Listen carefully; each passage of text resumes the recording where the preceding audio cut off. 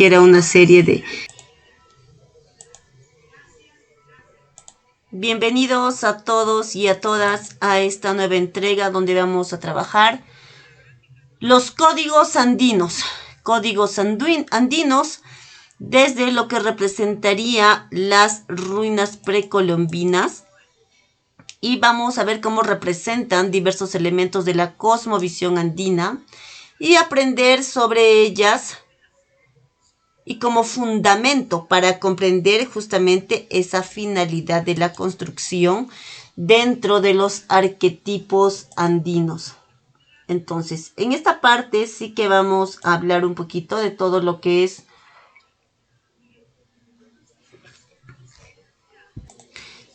son códigos andinismo, para hablar un poquito de nuestros estos códigos andinos. Nos dice que este proyecto va a tener siempre como fundamento este acceso al conocimiento y a la información.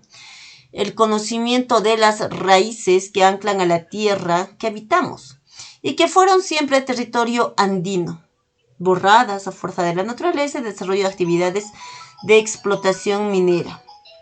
De todas formas, estas culturas, en el paso inexorable del tiempo, como consecuencia, se ha extraviado en la memoria de un pedazo de identidad que va a narrar justamente la historia de nuestra larga relación en el territorio de las ciencias, ¿no? Entonces vamos a entender aquí un poquito este tema relacionado con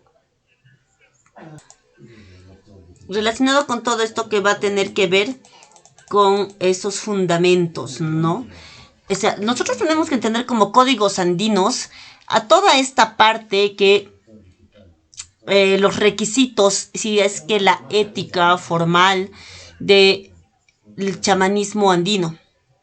Esta ética formal, este conocimiento de estas raíces, son aquellas que van a anclar a la tierra y que van a habitar en el territorio andino para que de alguna forma esas culturas sean enraizadas y sean tomadas de alguna forma para tomar la identidad de esa historia, ¿no? Dentro del chamanismo andino es muy importante la ética, los códigos ancestrales, las formas y la manifestación de vida, si se quiere decir, dentro de la vida en comunidad, la vida en santuarios, la vida en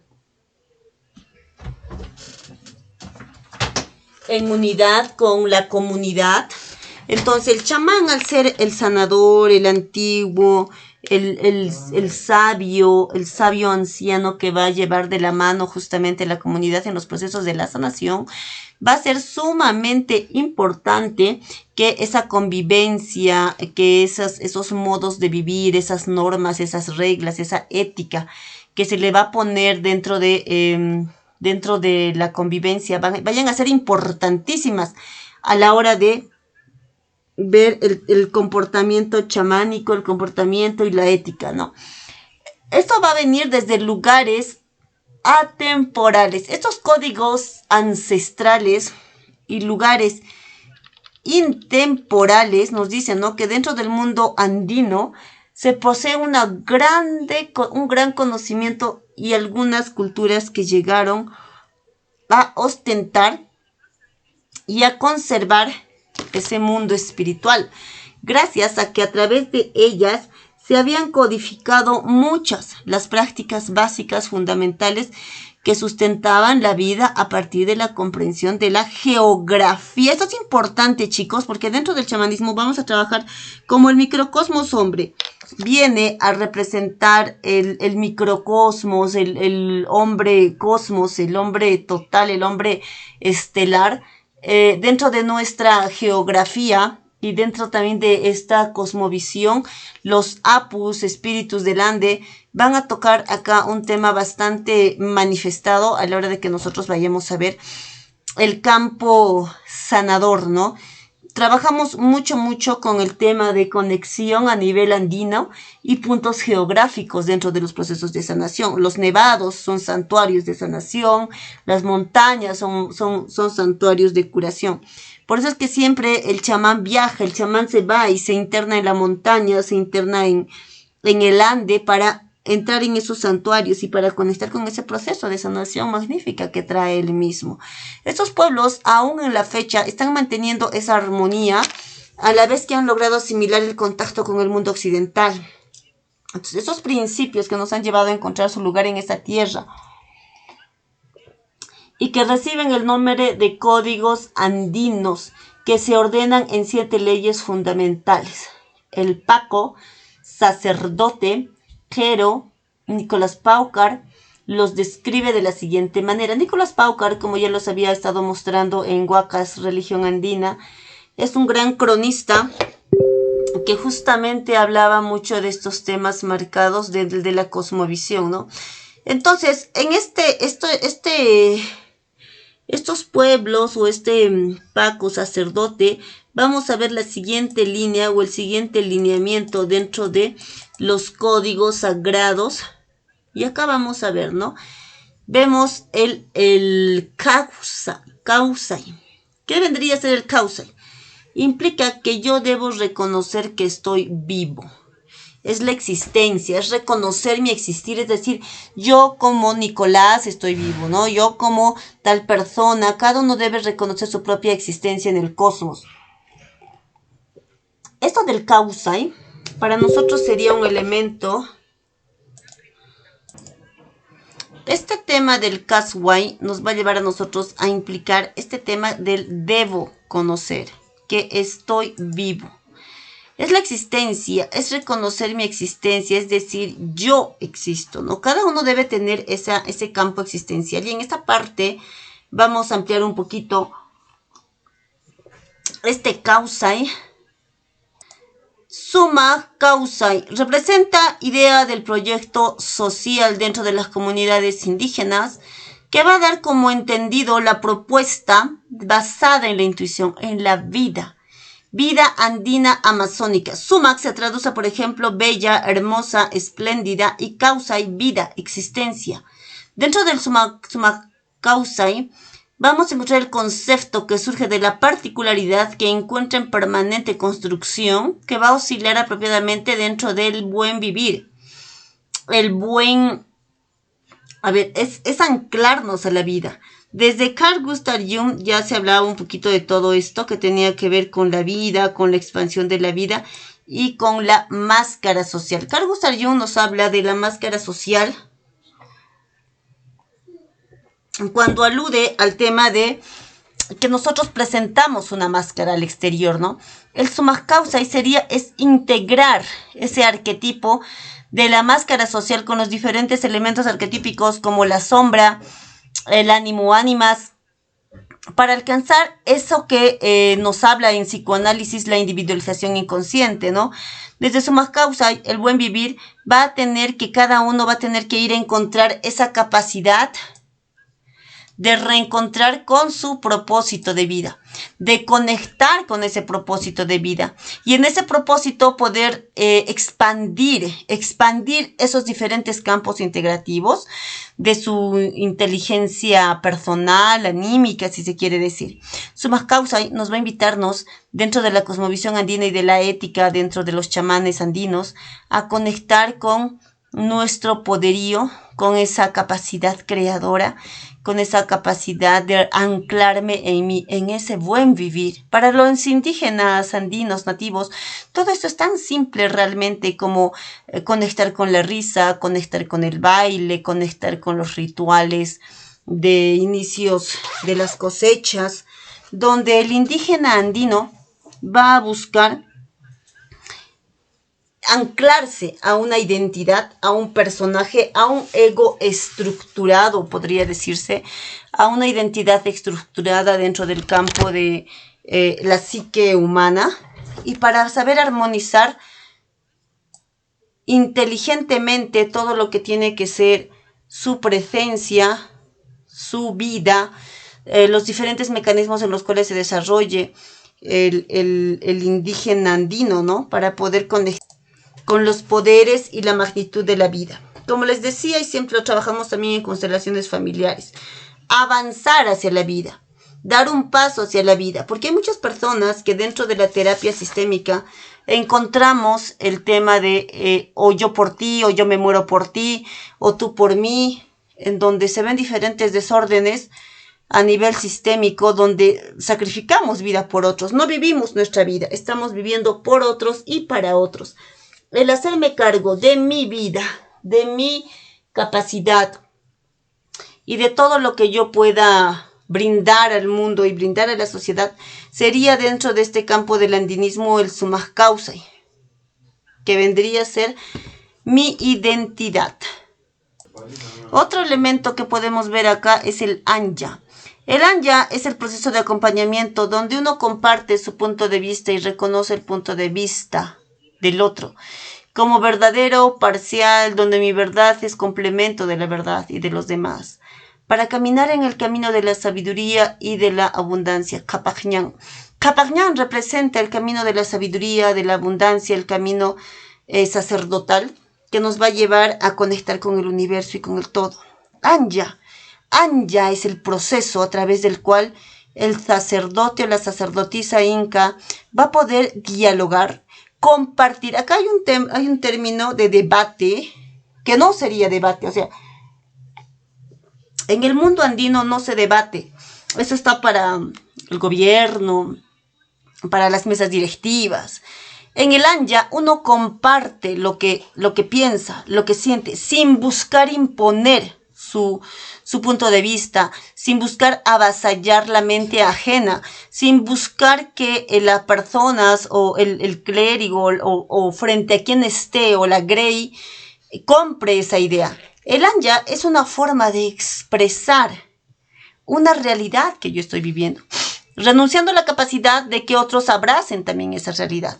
No trato de adoctrinar, trato de compartir una idea que tengo en mi interior y que pueda finalmente expresarla a fin de aquellos que sientan que puedan trabajar y conectar con esa presencia y con ese saber, ¿no? En el anya uno va a tratar de dar a conocer ese saber, esa forma de vida o esa experiencia, ese experimentar que tiene el adepto. Vamos a ver dentro del Munay, que es otro de los preceptos, otro de los códigos andinos. Dentro del Munay, Munay es el amor, es el deseo, es el poder, es la transformación de tu vida como tú mejor lo elijas experimentar. Munay es el primer poder que el hombre tiene, que recupera para emprender el camino de la evolución, como poder absoluto sobre las cosas. Dentro de este Munay y el deseo, acá se puede trastocar mucho con el campo del deseo ególatra, el deseo que tú buscas por conseguir y para llenar un vacío existencial, para llenar un vacío que sientes que no lo tienes, que ciertamente en el campo del andinismo esto no existe o no se busca algo por un deseo, no se va a conquistar algo desde un vacío, desde una carencia.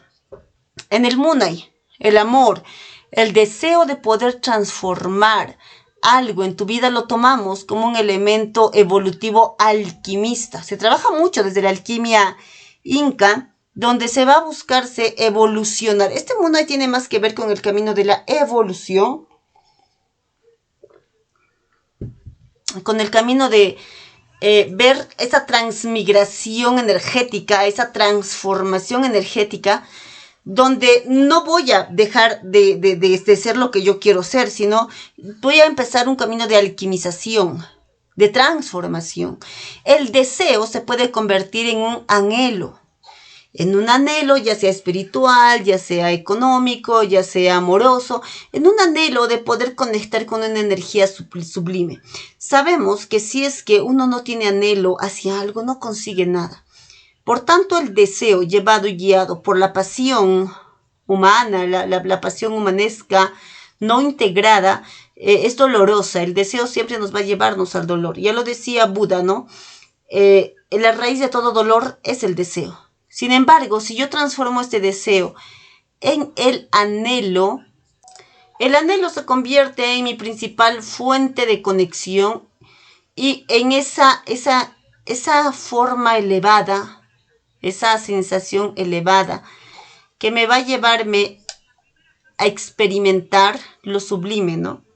Excelente. Con esto vamos ya con lo que es Kaswai, Anya, Munay. Vamos al cuarto. El cuarto sería el Yakhai. Yakhai es comprender todos los principios o los procesos del tiempo lineal. en donde todo tiene su consecuencia. Yachay permite ir al encuentro con lo que yo elijo, con mi elección. Tiene consecuencia y me va a permitir ir al encuentro de las secuencias del tiempo lineal. Es como sincronizarse con aquello que tú ubicas. Comprendiendo los procesos del tiempo lineal en donde todo tiene consecuencia, Yachay nos va a permitir justamente esa consecución lineal, sincronizar los eventos, lo primero, lo segundo, lo tercero, donde yo voy a sincronizar el proceso. O sea, sabemos y desde la cultura andina que todo tiene un proceso. La naturaleza no da saltos. La semilla no se pone en la tierra para luego prender un árbol y dar frutos. Todo tiene un proceso. En Yachay entendemos ese orden natural y plantamos las semillas para adelante, para caminar hacia adelante, para avanzar en el camino de la siembra, en el camino de conectar con la intención, el momento semilla también que le llamamos en varias terapias de emoción. Yachay es comprender todos los procesos de tiempo lineal en donde todo tiene su consecuencia. Yachay me permite ir al encuentro de lo que yo elijo en esa consecución tiempo y espacio y cómo yo voy sembrando, cosechando y dejando crecer esa planta, esa flor para que yo pueda conectar con eso. Por otro lado, Yachay es el saber. Yachay es el conocimiento. Es el por qué y para qué de las cosas. A través de ese código se va a dar sentido a todas las experiencias que estamos viviendo. También es la representación simbólica de comprender el tiempo lineal. Con este dispositivo se puede quitar o transferir un complejo proceso con una sola palabra. El Yachay nos va a invitarnos a la sabiduría perfecta. Yachay nos invita a conectar con la frecuencia creadora. Yachay nos va a invitarnos a ese anhelo de conocimiento. Decía Pablo de Tarso, cuando busques el saber, así como hoy buscas el pan. Cuando tu principal objetivo sea el conocimiento y la sabiduría. Cuando el motivo de tu existencia sea conectar con los procesos evolutivos álmicos, el hambre y la saciedad de conocer. Por otro lado, tenemos este gran erudito que nos dice, no solo sé que nada sé, porque él se da cuenta que pues después de haber estudiado tanto tiempo en bibliotecas, se da cuenta que no, solo sabe que nada sabe. El saber es tan amplio, tan profundo, no es lineal, es desde diferentes puntos de vista. Pero el Yachay dentro de la cultura inca nos lleva a eso, a un vacío de mente, a dejar de querer controlar todo lo que yo sé para tener razón o para ver y para saber la mecánica de la vida. El Yachay nos lleva a entender ese vacío desde la conexión, a conectar con el conocimiento desde el vacío, desde ese vacío iluminador, desde esa mente vacía, desde esa no mente, que es donde realmente uno sabe y se conecta con los saberes. Decía un gran sabio, la mejor manera de pensar es no pensar, porque la mente que piensa, la mente que razona, la mente que sustenta la tesis de la antítesis, la mente que está dualizada en lo bueno, en lo malo, en lo alto, en lo blanco, en la luz, en la oscuridad, no sabe nada porque está posicionada en dos extremos. Está posicionada en esos dos extremos, por tanto, esta mente no puede saber nada. Esta mente se va a condicionarse únicamente esta mente se va a posicionarse a únicamente querer entender la mecánica de las cosas. Cuando nosotros desde el andinismo renunciamos a querer saber algo y entramos a un proceso de conexión mental y de sabiduría plena, desde una mente vacía, desde una mente inocente, desde una mente de niño, porque a ver si vamos a ver que si tú a un niño le dices, al fin de este arco iris hay un duende con una olla de oro, ese niño te lo cree. Y en su inconsciente hasta él ve y hasta podría ver esa olla de oro y podría hasta materializarla, dependiendo de su capacidad de creación y de su inocencia mental. De todas formas, en el Yachay el saber por el conocimiento. El andinista se entrega al campo del conocimiento desde una mente libre y inocente, sin condenar, sin juzgar, sin contraponer teorías. Simplemente toma la teoría para luego experimentarla y sentir que realmente pueda funcionar en él o realmente él pueda ver que esto es aplicable a su vida. Y si es que no lo es, él podría tener diferentes experiencias relacionadas. Como ya les había visto en las crónicas, en la clase de crónicas o de leyendas que yo les había hablado, también es necesario el saber y el yachay, que dentro de la cosmovisión y de la leyenda inca se han creado muchos mitos sobre las ocas, sobre las cabezas voladoras, sobre los espíritus de la tierra, sobre los elementarios y elementales, los pistacos y las energías que conectan con cosas muy extrañas. En el yachay, el andino no busca, a ver, pero ¿por qué pasa? ¿Cuáles son las razones sustentables? No nos sustentamos en una ciencia que pueda verificar estos procesos. Simplemente tenemos la mente inocente y muchas veces esas verdades y realidades se hacen tangibles en nuestro vivir y con nuestro propio poder de sabemos que el que cree, crea. El que cree, crea. Entonces, si yo creo, voy a crear eso. Si yo creo en algo, voy a crear eso. Entonces, la mente del andino está constantemente conectada con ese creer para luego crear. Eso es el yachay. Vamos a ver también aquí el Aini como precepto dentro de los códigos incas. El Aini es el compartir entre las cosas, es la reciprocidad, es dar y recibir, es el equilibrio entre todas las cosas. Cuando das, recibes. Necesariamente hay una correspondencia que se debe recibir, aunque muchas veces no recibas del mismo modo. Hay otras veces que uno se niega a recibir, entonces desestabiliza su vida del mundo, su tiempo. Por eso debemos practicar el Aini, que es dar y recibir. Esto también lo hablamos dentro de las constelaciones familiares, como los órdenes del dar y del recibir. Cuando uno se rehúsa a recibir, crea implicancias o no está en orden con el dar y el recibir. Como ya les había dicho, dentro del dar y el recibir va a estar esto de que si yo doy en exceso, hago que el otro se vaya de mi lado. Hago que el otro escape o se vaya porque de alguna forma estoy haciendo que el otro no conecte con, o sea, le estoy creándole una deuda kármica, ¿no? Entonces, cuando uno da en exceso, cuando uno da demasiado, cuando uno da de sobremanera, cuando uno está dando, ¿qué hace en el inconsciente de la otra persona? Genera que el otro se vaya, porque inconscientemente yo recibo tanto de acá que no debo recibir. O sea, no me corresponde recibir todo esto. Y su mente inconsciente, que no es la mente consciente, que es una mente que no tenemos acceso a ella, ni sabemos cómo opera, se va a ir, va a terminar yéndose. ¿Por qué? Porque se le está dando mucho. Y cuando se le da mucho, la mente se va. El personaje se va porque está generando una deuda. Yo no debo estar aquí porque si me quedo aquí, yo voy a generar implicancias. ¿Qué son las implicancias? Las implicancias nos van a hablarnos de desequilibrios, ¿no? O sea, desequilibrio. Estoy desequilibrando la balanza. Y si yo desequilibro la balanza, pues o voy a generar que el otro se vaya, porque el otro no, le estoy generando carga a él y entonces inconscientemente se va y se mueve. Cuando doy mucho amor, cuando doy mucho en los grupos, cuando doy cursos, cuando doy talleres, cuando no cobro por ellos, estoy generando una implicancia de desequilibrio en el causai. Este Aini es el desequilibrio entre el dar y el recibir. Tiene que estar esa reciprocidad.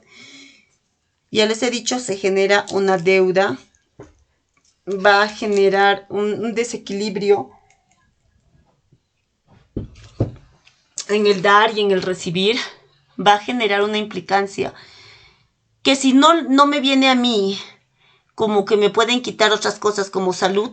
A ver, yo doy, pero si yo doy, el otro se va, porque le estoy generándole una deuda. Pero si no va a tener dinero con qué pagarme, me va a pagar con salud, con enfermedad, con algún tipo de situación que se le pueda estar generando una enfermedad, una estafa, porque no está dando, no se le está dando, o sea, esta persona está generándose deuda con él mismo. El Aini, ¿qué es? El Aini es dar para recibir.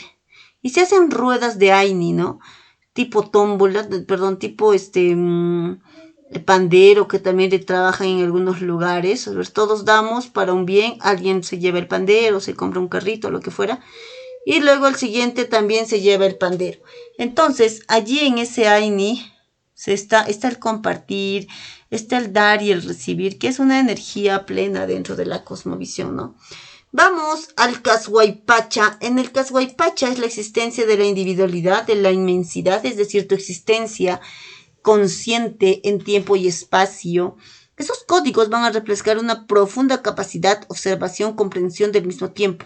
Gratitud a la Pachamama, donde el tiempo y el espacio se entremezclan generosamente, proporcionando vida. El Cashuaypacha es la gratitud. Pacha es madre. Cashuay es gracias. A través de esa cosmovisión se le va a otorgar un carácter sagrado a toda la creación y el ambiente andino.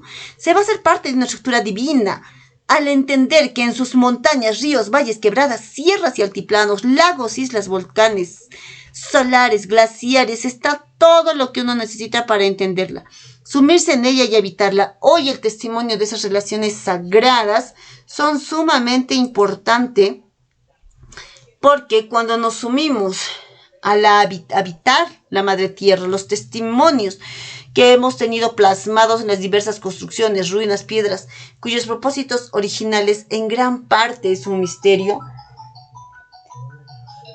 La Pachamama, la madre tierra, y el Cashuaypacha nos dice gracias a la madre. Gracias por todo lo que vemos, todo lo que vivimos, las zonas geográficas, los volcanes, los lagos, las tierras. Confirmamos siempre que para entender los reales motivos que llevan a los amautas, a los arquitectos andinos, a diseñar esas enigmáticas y precisas construcciones, tenemos que comenzar por aprender que su cosmovisión es la clave de notar esa estrecha relación de su forma de la vida con la forma de la tierra y sus ciclos. Asimismo vamos a observar al sol y la luna y la galaxia, al Mayu, al río de las estrellas. Muchos siglos de estudios y entendimiento de esa bóveda celeste que los siglos han gobernado las galaxias y les dieron esas culturas andinas las pautas para adaptarse con tanto éxito territorial. Los lugares que perduran hoy pueden guardar en su configuración los últimos vestigios de información de una práctica ancestral, de observación y de medición astronómica territorial que pudo ser transitada dentro del campo de la humanidad. El Cashuaypacha es adorar toda la energía de la madre tierra. Miren cuántos códigos incas. Los códigos incas Cashuay, Anya, Munay, Yacay, Yachay, Aini, Cashuaypacha, que nos van a conectar con esa profunda sensación de creación a la madre tierra, anclaje dentro de la ética y la moral andina, para crear ese verdadero ancla a conectar con la naturaleza, con los espíritus, con el ande. Dentro de la cosmovisión andina, el chamán andino, el reikista andino, siempre va a buscar estar en equilibrio con el cosmos. A ver, no desequilibra su mundo. Un desequilibrio sería vivir apartado en la montaña, solo, muriendo de hambre, como lo que hizo nuestro señor Buda en cierto momento, ¿no? Que luego él ve que realmente no tenía que estar allí. El señor Buda estando meditando como asceta en una montaña, sin comer, sin beber agua, renunciando a toda capacidad física, y no alcanzaba la liberación. Él trabajaba con el dinamismo de la mente, y entonces cuando baja al río a mojar sus labios, ve a un balsero que le dice a su hijo que estaba tocando la guitarra o estaba tocando un elemento de cuerda, y le dice: hijo, no aprietes mucho la cuerda, no aprietes la cuerda, porque cuando aprietas mucho la cuerda, el sonido se dispersa. Tiene que estar ligeramente liviano. Y allí Buda conoce el camino del medio. El camino del medio, el camino del Tao, es ni blanco ni negro. Aprender a transitar en ambos caminos. Aprender a caminar en luces y caminar en sombras. O sea, aprender a caminar en el camino del medio. los ascetas, los que se pegan mucho al campo de la espiritualidad y que no toleran una mínima, de su sombra, que no quieren ver su sombra, que no quieren conectar con la sombra, pues vamos a ver que en ese Casway o en ese Casway Pacha, en todos los preceptos incas, se polarizan, se dogmatizan. El hombre andino siempre vive en equilibrio con la naturaleza y trabaja junto con la naturaleza. Cuando hay fiestas, cuando hay carnavales, cuando hay el goce del cuerpo y a través del cuerpo se permiten, ¿no? Si hay licor, hay licor. Si hay alucinógeno a través de la coca, a través de la chicha, hay, y no se dogmatizan, no tienen una conciencia de lo que es malo, de lo que es bueno. Simplemente aprenden a experimentar la vida en su naturaleza, sin ponerle una identidad. Por eso es que grandes chamanes, grandes pacos aquí en la cultura andina, muchas veces realizan sus pagos o sus conexiones en estado alterado de conciencia. Capaz después de haber consumido algunas hojas de coca o haber tomado o libado la chicha de jora, que ciertamente produce un grado de embriaguez. Entonces, a muchas personas dogmáticas, espirituales, les sorprende esto, ¿no? A ver si es un maestro, si es un ser luminoso que conecta con el Ande, con la montaña, con los espíritus, como es que anda borracho. Y es que ciertamente eso es un dogma, ¿no? Es un dogma que condena este tipo de conductas. Como les digo, en estos 4 preceptos nosotros encontramos que el hombre andino no se rige por un dogma porque no estamos religiosizados, ¿no? O sea, no existe la idea del pecado, no existe la idea de un infierno, no existe la idea de un purgatorio. El hombre andino no cree en un Dios que castiga, no cree en un Dios que manda a los pecadores al infierno, ni en un diablo, ni en un lugar oscuro donde vas a ir después de cometer ciertas cosas o si violas tales leyes. El hombre andino siempre conecta más con la tierra, más con la naturaleza y vive armoniosamente en este plano. Ve la muerte como el fin de esta existencia y siempre va a haber desde un campo, la muerte para el hombre andino es el fin de este plano físico. Entonces el hombre andino se entrega al goce y al disfrute del campo vivencial de la vida sin querer saber qué hay más allá de la muerte, porque en realidad no lo sabe, ni pretende saberlo. El hombre andino siempre dice, no, ¿para qué estamos vivos? Hay que comer, hay que beber, hay que disfrutar, que de muertos no te llevas nada. Ahora, el hombre andino tiene mucho respeto a las almas, sabe que tras la muerte siempre está la continuación de la vida, inclusive venera mucho a sus almas benditas, les invitan un poco de comida, soplan sus primeros alimentos, llaman a sus almas benditas a la hora de hacer sus pagos, al hacer sus conexiones. La muerte para el hombre andino no es un castigo, no es algo malo, es algo que pasa después de que uno vive, pero no trata de darle un contenido, ni tampoco trata de escapar de ella. Sabemos que la muerte es la madre y se entrega plenamente en su elemento, no de ignorancia, ¿no? Pero en su elemento inocente, porque el hombre andino es muy inocente y trabaja muchas veces, inclusive instintivamente, como algunas bestias, ¿no? Trabaja y se conecta con la tierra como sea, como es, sin dar contenido. Hasta aquí vamos a tener esto de los códigos andinos y vamos a continuar con lo que son leyendas del Ande y paranormal chamánico andino. Excelente, nos vemos en el siguiente capítulo.